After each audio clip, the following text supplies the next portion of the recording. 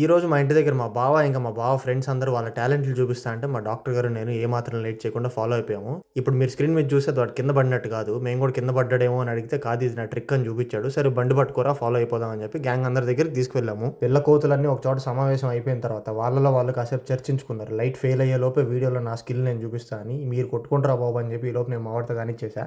ఇందాక రోడ్డు మీద వెళ్తున్నప్పుడు ఆల్రెడీ కింద పడ్డాడు కదా నేను కంగారులో ఉంటే మావాడి లోపు మళ్ళీ అదే ట్రిక్ చేసి చూపించాడు. సర్లే నేర్చుకున్నాడేమో అని వదిలేసా. తర్వాత ఎవరు ఫస్ట్ వెళ్తారని కాంపిటీషన్ పెట్టుకున్నారు. ఈ కాంపిటీషన్ లో ఒకరు ముందు ఒకరు వెనక స్టార్ట్ అవడం వల్ల స్కేటింగ్ చేసే వాళ్ళు ఫస్ట్ గెలిచేశారు. తర్వాత సైకిల్ వాళ్ళు వచ్చారు. హైట్ పెరుగుతారని చెప్పి హైట్ కి మించిన సైకిల్ దొక్కుతూ డ్రిఫ్ట్లు చూపించాడు. తర్వాత సైకిల్ బాబా సైకిల్ చేస్తూ మెడిటేషన్ చేస్తా అన్నాడు. తీరా వీడు చేసే ట్రిక్కులు చూస్తే నాకు గుండె జారిపోతా ఉండింది ఎక్కడెక్కడ కింద పడతాడో అని. ఈలోపు ఈ పిల్ల బ్యాచ్ లో ఒకళ్ళ ఫాదర్ వస్తే వెళ్ళి జరిగిందంతా చెప్పడం కంప్లైంట్లు ఇవ్వడం అన్ని చేశారు. పిల్లల్ని చూసి ఆ ఫాదర్ కూడా పిల్లోళ్ళగా అయిపోయి వాళ్ళతో ఆడుకున్నారు కాసేపు.